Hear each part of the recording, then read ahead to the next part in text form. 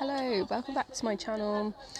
I want to do a video about being with yourself in times where you're not feeling good about yourself, and I have done videos about this before, but surrounding just like the whole ins and outs of there's some real good ideas that I just picked up here, there and everywhere on different people's podcasts and stuff like that. Definitely going to sort of implement myself, because I was going to be first of all, for background noise shouldn't be too much of an issue, because I think my voice just carries enough to not have the background noise be a problem. But there is obviously background noise, but it's the fact that I feel like failed plan to fail, and there are some genuinely good thoughts in this, which I would also apologise for looking a bit meh. But I think I wanted to make this podcast yesterday, but I was just really not feeling it. I started to make it and I was just really not feeling it, so I just stopped. But I'm glad I get to make it today, and it's still in a bit of a place where I have been journaling, but I think sometimes journaling is not, it does work, and if you just journal, it's actually a thing that some people advocate doing, just writing, and that gets you to the root cause of how you're feeling. And I have done that as well in the past, not really in this time, but I think life's sometimes, and I think dealing with your triggers, I think it's really exhausting. I feel like I've been exhausted recently because I feel like I've been triggered over so many things that's come up in life recently, and I'm just struggling to deal with them, and this bit of video's come at the perfect time for me. So I was watching a podcast about dealing with your triggers. It's anyone like my new mug, by the way, it's a mermaid. We're going to do one of the old style cozy podcasts, considering the background noise is probably pretty bad. This idea of sitting with yourself when you're triggered and not trying to run away from how you're feeling, because this is, I feel something that I can tend to do when I'm triggered, and feel like I am trying to escape how I'm feeling, especially in situations surrounding other people. I think I've really found myself setting some more boundaries just for my psychological well-being. I think those of us that are really traumatized in childhood and stuff, and sort of adapt to make that unhealthy level of space for traumatic people and situations that we're put in, and have to sort of for any length of time make peace with the fact that that's just the environment and people we're surrounded by. It's quite a lot in a good way as an adult, when you get to take back your power and set boundaries around people and things that are unhealthy for you, and then sit in those boundaries when those universal tests come back up, and those reminders in the universe come back up to say, okay, you're going to set this boundary again.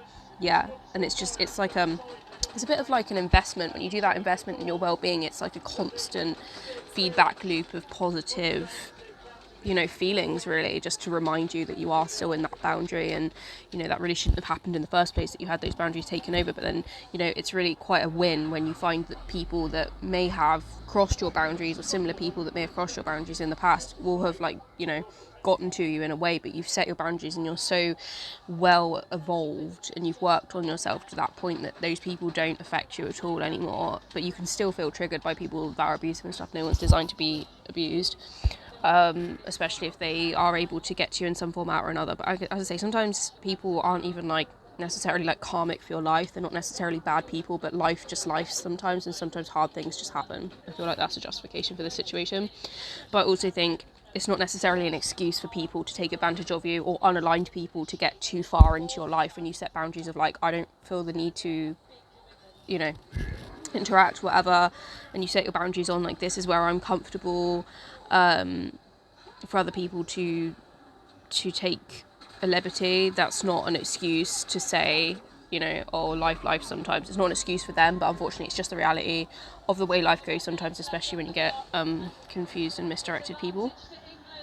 But yeah, I think when it comes to triggers, not running away from yourself, it's so powerful, because I think a lot of time, it's good to be, I feel coming from a place of when I used to be codependent, I feel like I still find myself, I think, in these codependent habits sometimes. I don't actually, I would not say that, actually, to be honest. I think that's a bit unfair, but I think any person that has healthy relationships, or is in a romantic relationship or whatever, or friendships that they see a lot, will obviously get comfort and feel, an ease from triggers and stuff when you're spending that time with other people, because it's a distraction, and you get that sort of reciprocal dopamine effect.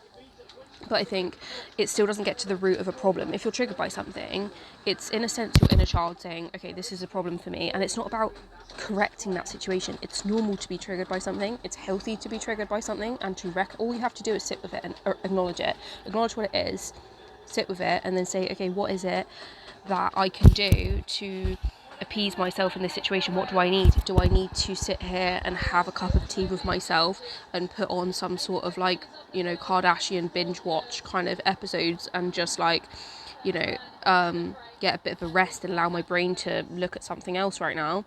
Or do I need to do something else? Do I need to make an action in my life that's going to make a change and stop me from being triggered by something? Do I need to remove myself from a situation? You know, do I need to change, you know, do I need to do some journaling and ask myself about the belief systems for things? Because I did want to talk about belief systems as well, because I think belief systems, well, I swear there was something I wanted to talk about that was involving belief systems.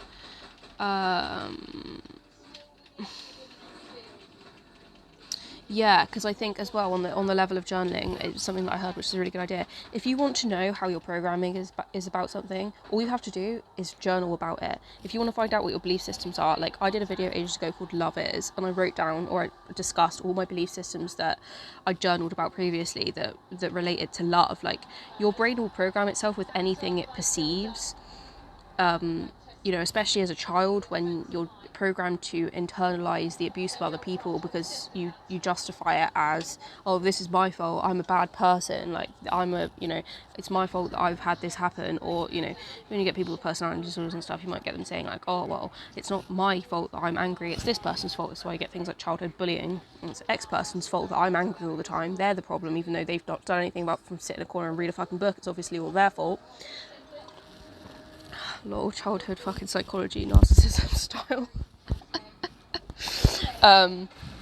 So yeah, that's one sense of it. But yeah, you know, if you want to find out what your belief systems are about a person, about a situation, about what you think, that's the way that you can perfectly tap into that. And obviously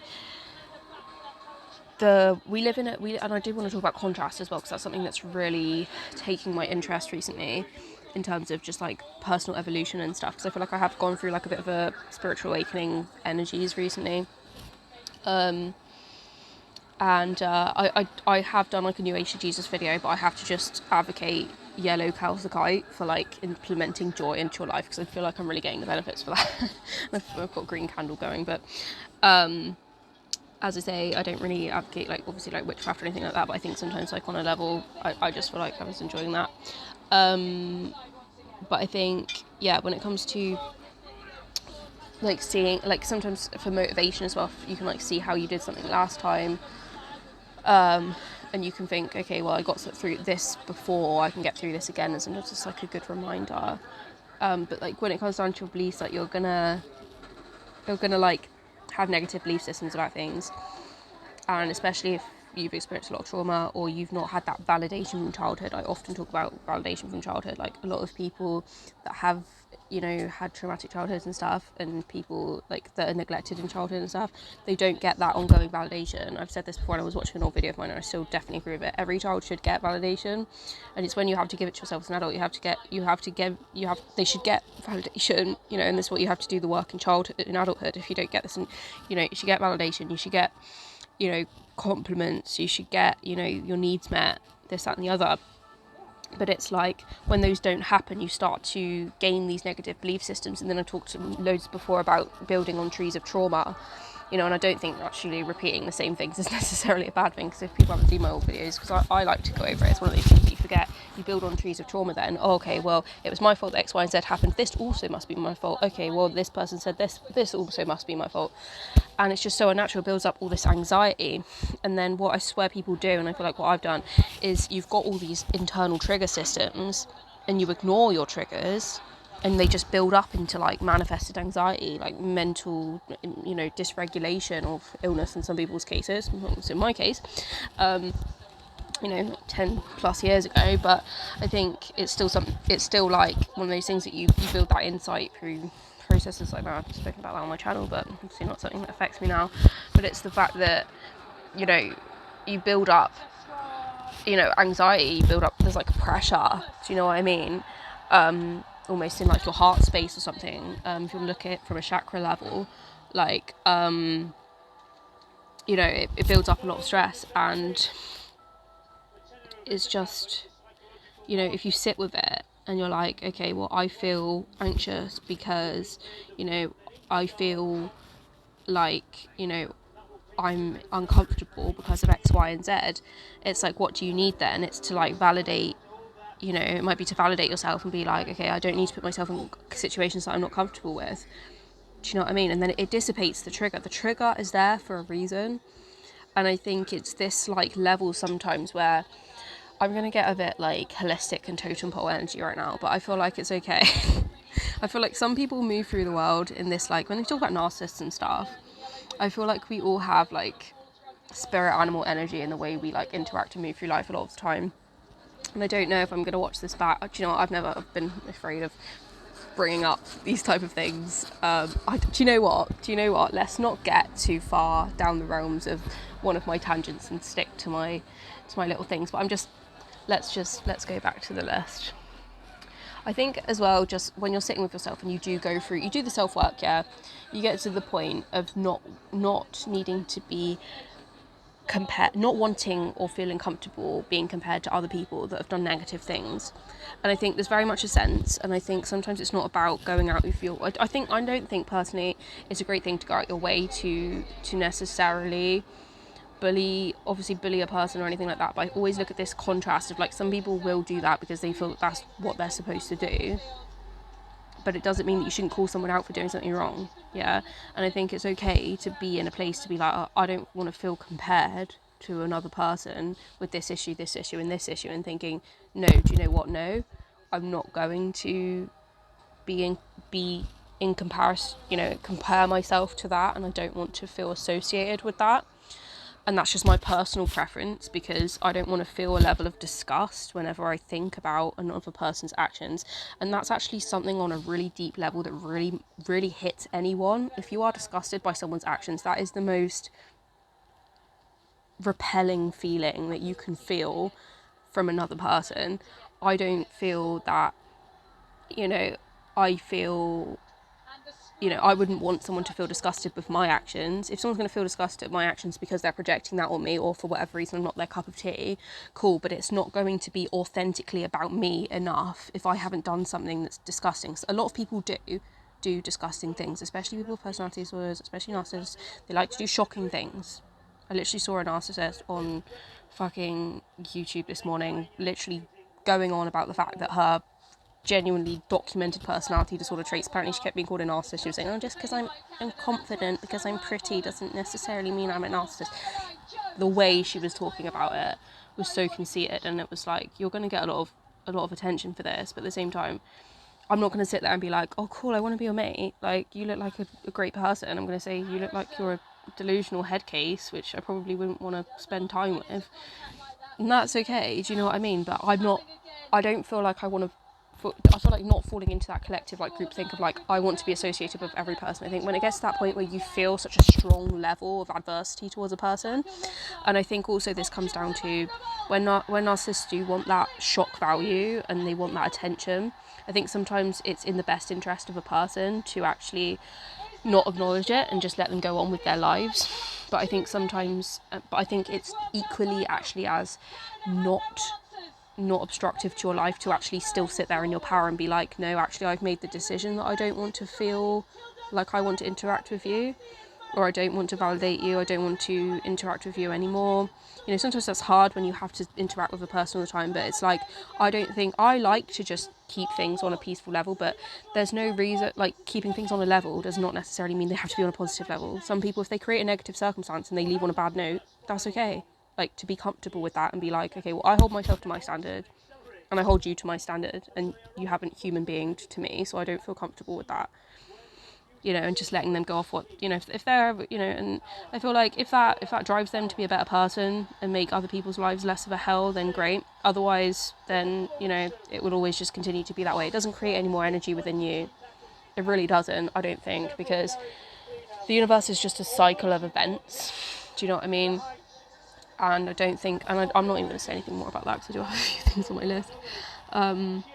And I think on that sense as well, when it comes, I've heard about this as well, like to do the work on yourself when you've got an issue with something, rather than feeding further into someone else's narrative and feeding further into someone else's self-concept or issue that they might have within themselves that they're projecting. Because I think I've heard people say that this can be uncomfortable. I think, but also at the same time, not minimizing yourself. Just be like, this is me. No, I am taking up space. No, I am being myself. I don't need to prove to you that I take up space, but I am taking up space.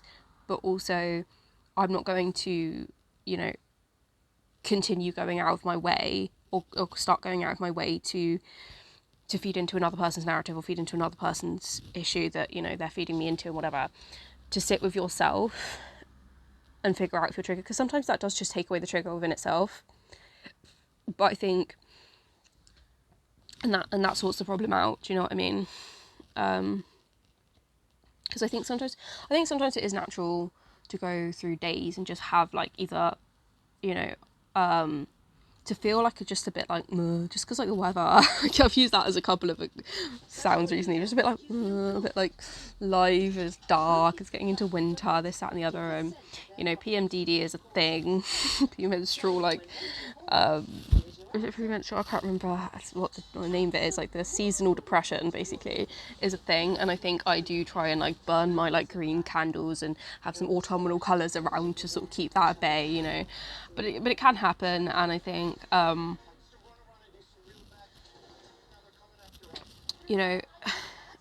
think when it comes down to that, that's okay. I'm just going to literally like not say that, but I do think these things can happen, can help, especially like I think sometimes you can be triggered more, or you can be triggered the same, but you can feel like worse about it because of like the season or whatever, because that does account as well.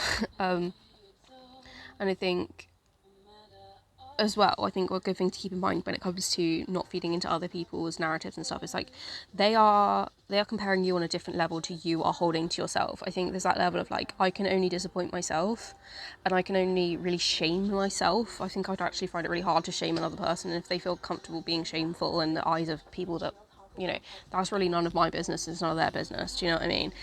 A lot of people don't have the issue to change, and that's really not going to resolve my issue anyway. So I'm really not going to go out my way trying to change the character of other people, which probably aren't changing.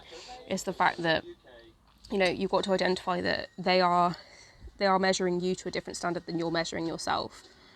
And I think that's a good thing to think, because if you're going to say, okay, well, I have a standard of, I would value self-respect and respect of others, they may be holding their standards to, okay, well, you didn't do your hair this morning, so I don't like you. You don't have this many followers on Instagram, so I don't like you. And it's like, well, okay, you can have that standard. First of all, I probably do have way more friends than you, and my hair's so much better than you. But it's the fact that, that's not the standard you're holding yourself to. And I think sometimes it's hard to be like, I think it can get in your head to be like, what? But what are you talking about? I do have self-respect. I do have standards. I do, I do have, I do treat people with courtesy, but it's like they're not measuring you on that. They're measuring you on a trauma within themselves. And always, always, always is the situation that I have, especially when dealing with narcissistic people, the extent that they wound you and the extent that they penalise you over something is the exact extent that they feel about themselves penalised about a situation that they are uncomfortable with, that maybe they may never resolve within themselves, just because it's an innate neurological, psychological, inbuilt genetic issue. You may feel very, very, very badly about. I do think your self-esteem can be worked on. I think if you embrace all sides of yourself, I don't believe that anyone should necessarily have bad belief systems towards themselves. Everyone should embrace what and who they are. But I think that can bring conducive, health and well-being in all ways. And people have vulnerabilities, but overall, we should live, healthily in that sense. But at the same time, there's no point trying to compare what one person's issue is with you in one format or another that probably doesn't apply to you, probably isn't the measure that you're measuring yourself and how you want to move around with. That's not for you to concern yourself with, because I think if someone's got an issue with you, I've always said, and I've gone through this phase a long time ago of, if you're going to push your belief systems upon someone that's not interested in what your belief systems are, and they obviously disagree with it, otherwise they would have changed their belief systems, then there's no reason trying to do that, because it's just not going to change. Like, we all have ability to live with coexistence. We all have the ability to live on a left wing or a right wing perspective. We can all have spoken about this before recently, and if you're going to choose to be the bull in a china shop in that situation, you are going to be socially excluded. That's just human nature for you. You are, there's going to get to a point where people aren't going to listen to what you've got to say, and they're just going to write you off as an idiot or someone that's not able to take on information.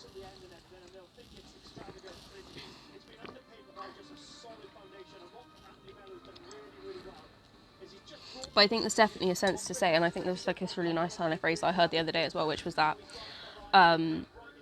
sometimes it's just like the concept of putting one foot in front of the other when you do feel like shit. And I don't want to even say, I put the word low in confidence and disheartened, and I think that's actually not necessarily the way I've been feeling, because I think low confidence and being disheartened is actually too, you can feel disheartened about circumstances. Maybe your hair might not look that good, but I think if you've got like genuine true confidence, it's not like going to necessarily affect your confidence, especially if you're used to it. I think it probably affected my confidence a little bit when I had it done. I had to cut my hair off for situations beyond my control. Anyway, it wasn't actually my choice. I do really quite like it now, but anyway, I think overall your confidence probably in most people is built on things that aren't like gonna, apart from if you do like cut all your hair off, and it's like a big, you tend to adjust, do you know what I mean, after a point, and it shouldn't really affect your confidence. I'm just like, I've always hidden behind my hair a little bit, so I'm like, well, during this time I can just actually embrace sides of myself and my even physical beauty that I haven't allowed myself to embrace in the past.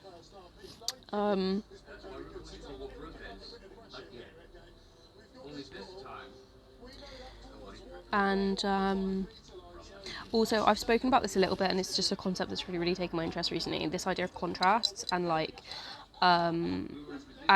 really like working them a little bit. One, from the level of like doing things that are out of your comfort zone and almost the opposite of what you think you should do sometimes can be, and I want to use that with, because I don't want to use it in a place like, okay, yeah, let's just like go jump off a bridge for like no reason.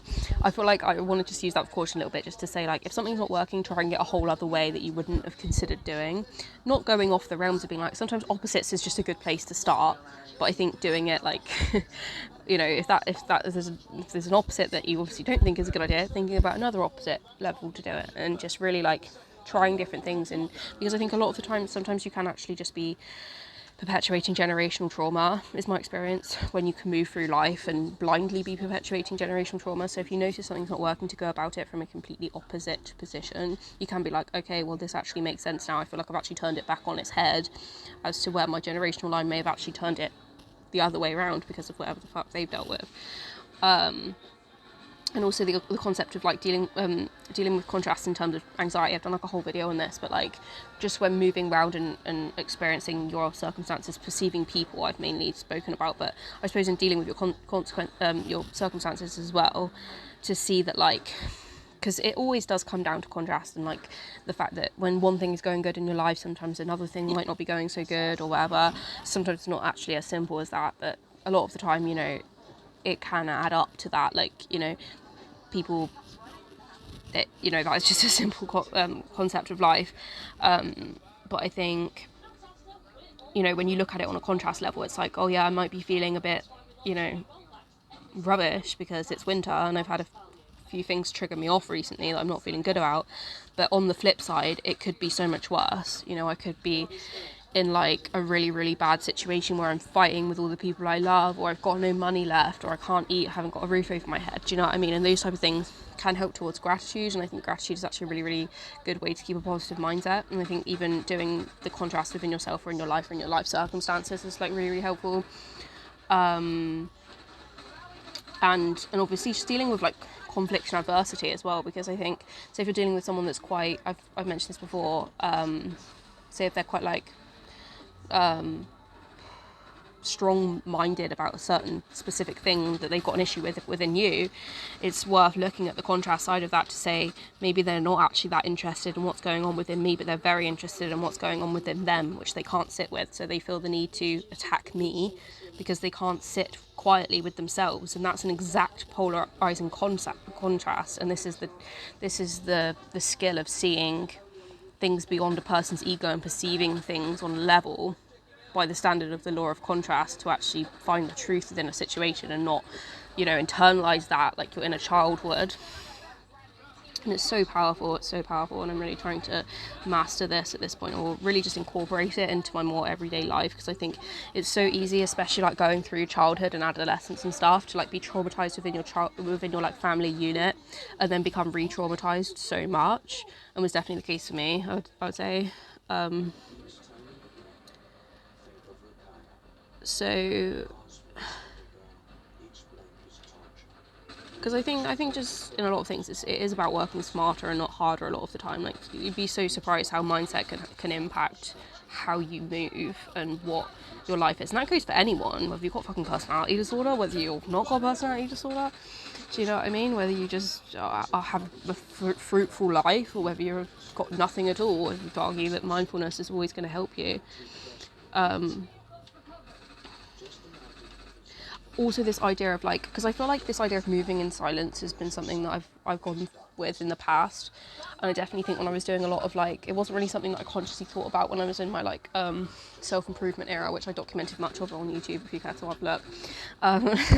But in self-sufficiency, self-improvement era, which I do continue to thrive in, actually, it will be said, but I really did a lot of work around that type of stuff. This idea of moving in silence, but I also think what can come with that as well is at times when necessary, again, I would say use with caution, use with being smart about it, but I think sometimes it's okay to be a bit oblivious and create, or act a bit oblivious and be a bit oblivious and act like you don't see certain things. And now I'm not talking about closing your eyes to, and I think this is why people that are hypervigilant or have trauma can be hypervigilant, can feel really like in this place that they can't, like, that it creates a lot of anxiety for people, because I think there's that fear of your inner child sometimes of like, oh well, if I'm not hypervigilant, it comes from a real survival mechanism level, I would argue, in some people, to be like, oh well, if I don't keep my wits about me, then I'm going to be in danger, or I'm going to put another person in danger, by not like sharing, some sort of issue that I'm seeing or whatever. But it really comes down to like, yeah, obviously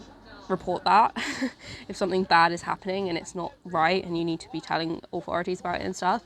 But I think when it comes to the everyday and seeing other people get triggered, especially from feeling quite traumatized by other people's issues recently, it's made me see how sometimes in certain situations when it's not worth getting authorities involved and you're not seeing anyone at risk or anything like that, vulnerable people, children or anything else like that, sometimes just in the everyday when you're just dealing with people in interpersonal reactions, to like be oblivious and act like you don't see something. You don't need to internalize that, you don't need to pick it apart, you don't need to like take it on, and you don't need to argue with it, do you know what I mean, just to move almost in an oblivious way. Because I think a lot of the time our sister as well is very much like, oh, I don't see this, like I'm a bit stupid, sorry, I didn't notice that you like 100 times you told me not to do this, so I'm just a bit stupid, I just don't notice. Well, I can do that too, do you know what I mean?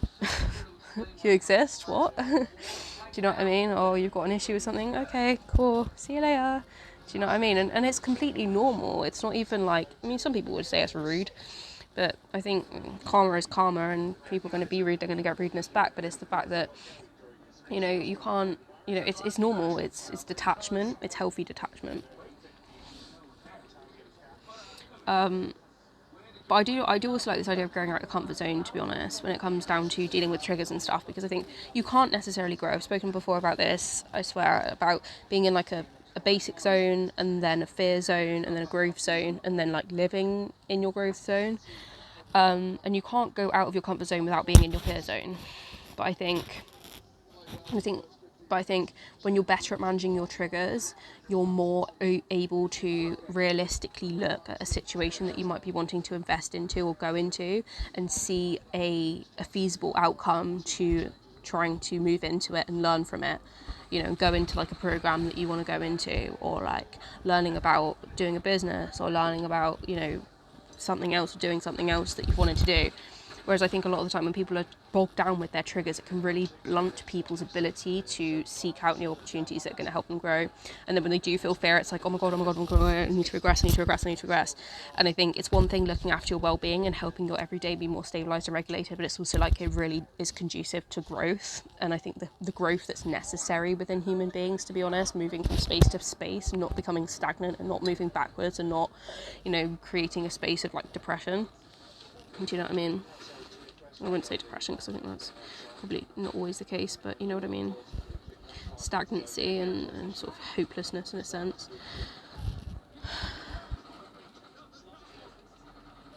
I think as well, in this idea as well of making space for yourself, I've definitely spoken about this before, but doing sometimes, I wouldn't say like taking a leaf out of a narcissist's book, but I think I would also say that to a level, doing things that can be unexpected and then allowing people to make space for you, because on a universal level you're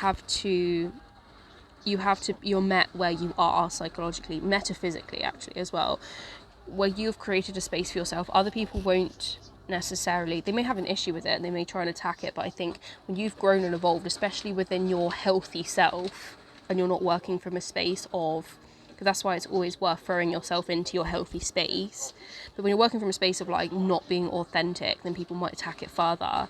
But I think sometimes, especially when you're working from your healthy space, it's like, if you've made space for yourself, it's only a benefit. People will only respect you and admire you more. It's when people attack your healthy space to make them feel better about themselves, or to create a space for themselves to say, oh look, you know, I don't have to feel inadequate, like look at this person, they're so much worse than me, you know, this, that and the other. And it's like, as I say, that's not good enough reason to feel inadequate about yourself. Because I think as well, I always say like the benefits are in the small things to life, and I definitely think that is the case. Like the biggest joys are in the smallest things. And so when you're like embracing the average things and the things that you're aligned with, when I say average things, I just mean like not the spectacular things. It's good to be in the spectacular things, but I think from the day to day, it's like living in your own lane. And I think when you're enthralled with the small things and in your own lane and the space that you're in, it's like not necessarily, it's not like very conducive to enjoying that, which it will bring joy if you're authentic to yourself and you're working on yourself and you're allowing yourself to sit with your triggers, this, that and the other.